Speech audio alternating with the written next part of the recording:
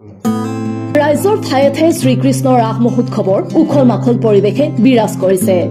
দৰঙৰ ঐতিহাসিক দীঘিৰপাৰ শ্ৰী শ্ৰী হৰি মন্দিৰ প্ৰাংগণতো ৭০ সংখ্যক শ্ৰীকৃষ্ণৰ ৰাস মহোৎসৱ আজিৰে পৰা আৰম্ভ হৈছে। সন্ধিয়া অসম চৰকাৰৰ মন্ত্ৰী কেশৱ মহন্তই মহোৎসৱৰ শুভ উদ্বোধন কৰাৰ পাছতে অনুষ্ঠিত হয় গ্ৰন্থ উন্মোচনী সভা। দীঘিৰপাৰ শ্ৰীকৃষ্ণ ৰাস মহোৎসৱ উদযাপন সমিতিৰ সভাপতি তথা সাংসদ দিলীপ শইকীয়াৰ সঞ্চালনাত অনুষ্ঠিত সভাত ৰাস মহোৎসৱৰ মুখপাত্ৰ মুৰুলীৰ লগতে কনক চন্দ্ৰ ডেকাৰ গ্ৰন্থ নামমঞ্জুৰী উন্মোচন কৰা হয়।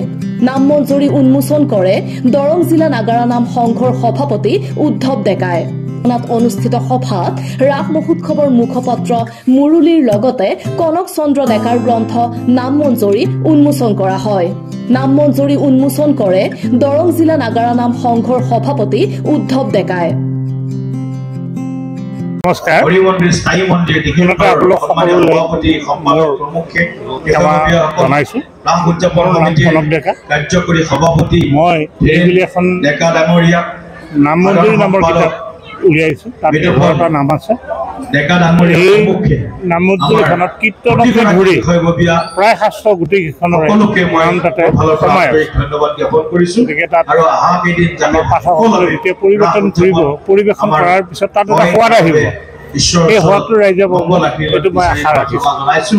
আৰু লাগে ইয়াৰ পিছতে আমাৰ মন্ত্ৰী প্ৰজ্বলন কাৰ্যসূচী আমাৰ আৰু আনুষ্ঠানিকভাৱে নাগাৰা নামৰ সকলোকে নাগাৰা নাম তাত 11টা নাগাৰা নাম আছে।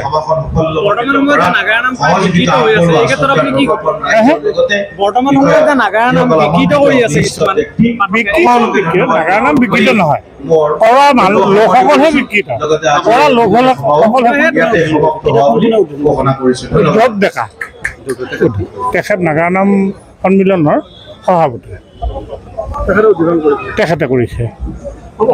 মই আগতেও এখন লিখিছোঁ নাগাৰা নাম এই নামমঞ্জুৰী, এখন নম্বৰ 1, এখন 2 কৰে। মই এতিয়ালৈকে 20টা নাম লিখিছোঁ।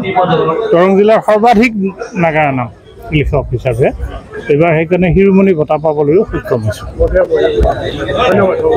দুনিৰ পৰা সুনীল চহৰীয়াৰ ৰিপৰ্ট, নিউজ এক্সপ্ৰেছ অসম।